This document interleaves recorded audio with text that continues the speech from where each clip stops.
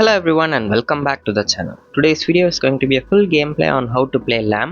Before we get into the video, I have seen your guys' comments. You guys have been asking me to play Marksman in the AD lane and also mid lane videos and how to play all the guides and stuff. I will make them for you guys for sure, but the problem is I lost my main account and I only have this account now. And the problem with this account is it's in still gold league and I'm only getting bot matches, so it won't be worth a video if I play a bot match and record it and teach you guys how to play it, right? So I also can't push myself to play like 50 matches and reach Masters League immediately, because if you guys didn't know, on February 22nd they are releasing the new server for HOK for South Asia. So we Hexa United will all be moving to that server, so I don't want to waste my time pushing rank in this account if I'm going to switch the server in a few days, right? Like what, it's like 8 days from now, 7 days. So until then I've decided to make tutorial videos for you guys for heroes and also for equipments. I have already done the physical equipment guide video and I have the others pending, so I will do that as well. But today's video is going to be a video on Lamb. Now you guys might be thinking Lamb is very easy to play, very straightforward. What are you going to teach about Lamb? I will teach you guys a lot of things that you probably don't know, because Lamb, he might seem very easy, but there are some things that will allow you to play him, like maximize the efficiency of his use. So if you want to play like me, go 1v4, 1v5 and still come out alive even if it's under tower, you will need to know all these tips and tricks on how to play Lamb. I'll also be explaining all of his abilities, so don't worry, this is going to be useful for you even if you know Lamb already, because there are some things that you might not know. And yeah, let's get right into the video. Okay, so let's start off with this passive. So whenever Lamb is in your team or in the enemy team, whenever the enemy's HP drops below 30%, there you can see this red color vapor coming out of them. That is essentially blood. So if someone has this red color vapor around them, it means that Lamb has marked that target as their prey. So what happens is he will deal more damage to enemies who have been marked as prey. He will also deal extra true damage, and the most important thing is when he is submerged, this is his movement speed, right? His movement speed will be 60 more than his usual, but when he comes within the range of a prey, see how my movement speed increased, and you saw that 2 eyes below my HP bar, right? So you can see 2 eyes popping out below my HP bar, which means that there is a prey within 1500 meters units of Lamb. So once that happens, his movement speed will increase by a lot. So normally his movement speed is like not that fast, but once he comes within range, he goes very fast, and there is no chance for anyone to outrun him when he is coming like this, because he's just too fast. So yeah, that is the main passive of Lamb. But see, once their HP is above 30%, the prey is inactive now, and I no longer get the movement speed increase. But if we deal damage to him a little bit and bring him down below 30, and now if we use our first ability, we get the prey effect and our movement speed will increase. So whenever the enemy is running low, you can easily catch them with this passive. Okay, and also you will be dealing extra true damage to lower HP enemies. He is invincible. Let me show you like another example. Okay, let's get this puppet out. Let's deal damage to it. Okay, wait, let's turn off the invincibility. Okay, let's deal damage to it. So as you can see, the true damage that I am dealing right now is because of my jungle item and my this burning thing. But if we remove those and just put attack items instead, don't worry, this is not the build. So see, we are not dealing any more true damage to them. And now see, once their HP drops below 30%, we'll start dealing true damage. See, we are not dealing any true damage right now, but wait for it. I don't know why this is so tanky. See, the true damage is still at 1464, right? It will start going up once we bring them up. So see, now we are dealing true damage to them for a little bit. So that is what happens when their HP drops below 30%.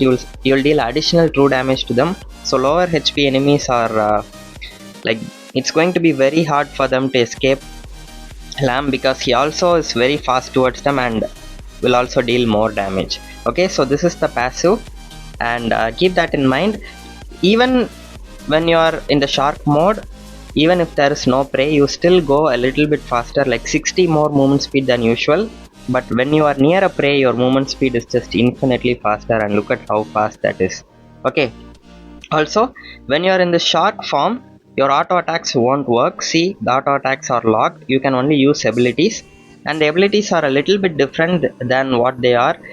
See, the abilities are blue in color, right? But once I go into the submerged state, see, they are all purple in color now. So it's a little bit different when you are in the submerged state. I will teach you all that when we talk about the abilities. Okay, so the first ability, don't think he is going to go invisible or anything when you use this ability. It doesn't work like that. I also thought like that first. He will just go a little bit faster, and if you use the ability again, he will dash and attack the enemy. You can also use this ability to go through walls. So if there is a wall like this, you can just go through it with your first ability. You can also use the first ability to dive, and you can cross two walls with it like this. Okay, so the both the versions of your first ability can help you cross a wall. Okay, now let's go talk about the second ability, the most important ability of Lamb. So what that does is, whenever he hits an enemy with the second ability, below his mana and HP bar, you can see two teeth like white color markings, right? So that is the two enhanced auto attacks that he has. So these auto attacks will teleport him behind the target and attack, and it will heal him based off of how much HP he has. So the more tanky he is, the more he will heal. So see, we have two, right? And see, this is the enhanced auto attack. So if I consume those, 1 2, I had 2, right? So I have 2 now. 1 2, if my HP is low, it will heal. Let me show you guys that. Let's get our HP low. Now let's go and do it. So 2 stacks, 1 2, see, 600 and 600, 2 times 600 healing. So that is the second ability.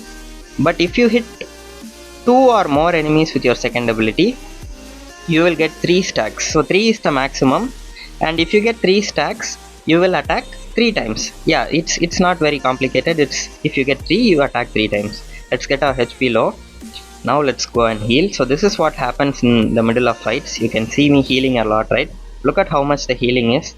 So just spam your second ability and your auto attacks, and it will heal him automatically. Also, every single one of these auto attacks will decrease his second ability's cooldown by 1 second. So second ability has 4 seconds cooldown, right? Watch what happens. 1 3, 1 2 3. See, the ability is back out of cooldown. 1 2 3. See, it's back. 1 2 3. So this is how you can continuously keep spamming it. So you will need 40% cooldown reduction for that. As you can see, that is the maximum you can get in this game. If you have 40% cooldown reduction, and if you have 2 enemies, you can continuously attack them without having to stop even for a single moment. So that is how you do. You can see me 1v5 1v4 with Lamb under the tower and stuff like that, because I will be hitting more than one enemy. If there is only one enemy under the tower, never try to tower dive them, because they will kill you. Because without the third stack, you will not be able to continuously keep spamming, and only if you continuously keep spamming, you will not die. Okay, so keep that in mind, guys. That is very important. A lot of people don't know that. One more important thing about the second ability is that you have to let go of your movement cursor while spamming it. So once you start attacking, let go of your movement cursor and just spam your second ability and auto attack. A Lamb will automatically keep following the enemy and attack. If he doesn't, get your movement cursor out, follow the enemy and start attacking them again. But while attacking, make sure to let go of the movement cursor, because if you are holding it, he won't be very fast. See, he's not very fast, right? But once you let go, look at how fast he is. You can clearly see the difference, right? This difference might be all that stands between you and a pentakill under the tower. Okay guys, so very important. Now the third ability, I'll show you guys how to use it. Let's just say this right here, this puppet is the enemy tank, and those two are the enemy marksmen and mages. So what you have to do is just come like this, attack the tank, push the tank towards the marksman and mage, and then since all three are here, you can start spamming your S2 and auto attack. So I will show you guys once again. Place one here, that's the marksman, and this is the tank. Okay, so what you have to do is, so if you are attacking one enemy, see, you can't continuously spam the second ability, right? It will go into cooldown. So you have to push the tank, push one enemy towards another enemy with your ult, and now you can start spamming again. So this is how you should use your ult. It might seem very simple ability, and some might even think about pushing enemies into the tower, but don't do that. This is much better than doing that, because doesn't matter if they are inside their tower or your tower, as long as you are attacking them, you are not going to die, right? Now I'll show you more things that you can do with him. Okay, let's just kill this guy. Okay, he was in the way. Now let's see, the enemies are standing here, and okay, yeah, let's just keep it like that. So if you have 2 stacks, you know what happens, right? See, I have 2 stacks. Attack once and then push them outside. What happens when you attack the enemy if you have 1 stack? You will teleport behind them. See, I don't know how to get 1 stack. Yeah, okay, see, we have 1 stack. If I attack, see, I go behind him. So if I go behind him, so attack and push, you can bring enemies outside the tower if you want to. Okay, so this is another thing. In the early game, you won't be healing as much for you to like just go inside a tower and start fighting. So you have to use the enhanced auto attack to go behind the enemy and then push them from this side towards our side and finish them off. Okay, so keep that also in mind, guys. Also, let's talk about the first ability's effects on other abilities. So when the first ability is active, if you use the second ability, the cooldown of the first ability will be reduced by half. So let's check the cooldown normally. See, it has 5 seconds cooldown, right? But instead of using the first ability 2 times, if I use S1 and then S2 to come out of submerging, see, it's just 2.5 seconds. See, we have the ability back again. Also, when you are submerged, if you use your ult, it is not worth it. Don't use it like that. Okay, never use it like that. You can see it's not a very good push. But if you are not submerged, look at how big that push is. He will go behind and come forward and push with a lot of force. Okay, so this is the simple difference. So yeah, so these are the things. But even if you know all of these abilities, even if you know exactly how to play him, 1v5 won't work unless you have this build. This build is very important. Without this build, forget 1v5. It's never going to happen for you guys. This is the build. Okay, so we start with Giant Script, jungle item, Boots of Resistance. Early game I will use Boots of Tranquility and then switch it to Boots of Resistance in the late game. Diminishes Blade for a little bit of damage, but primarily for damage reduction. Blazing Cape for dealing damage. So since we are building full tank, we just need to automatically deal damage, right? So what this equipment does is, if the enemies are near Lamb, they will start burning and taking damage. So without even having to attack the enemies, you will automatically be dealing damage to them if you're just close to them. This one is very important, guys. This increases health recovery effects by 6% for every 10% health HP depleted. So it will boost your healing effects. When your HP is really low, you will be healing really high. Okay, and then this is for cooldown, 20% cooldown reduction, extra mana, and some defensive stats. Okay, and okay, so let's just say you are so good at Lamb, okay, and you know all the abilities, and you also use this build, but there is still one more thing. Without that, you cannot do 1v5. I have tried it. The first time I got Lamb in this small account, I went into a ranked match. I forgot to set the Arcana and I just started playing it. I thought the Arcana doesn't really matter and only the build matters. I went and did the same build, but I was not able to do anything. I had 4000 gold lead, but I still tried to 1v5 and I just kept dying. And the problem was the Arcana. Arcana is so important for Yarn, for Lamb. If you don't use the full tank Arcana, you will not do the 1v5. I am telling you guys, it is from a personal experience. I know how to play Lamb, I have the build, but without this Arcana, he was nothing. So the Arcana is Harmony, Vacuity, and Fate. All 3 of these increase his maximum health. See, 6.3, 37, 45. So all these will increase his health. You need this Arcana. You don't need any attack damage, guys. He will simply deal damage to them. You just need to stay alive and keep fighting, okay? You can slowly deal damage and kill them. That is more fun than one-shotting with Lamb, because he's such a savage 1v5 hero, right? So this is very, very, very important.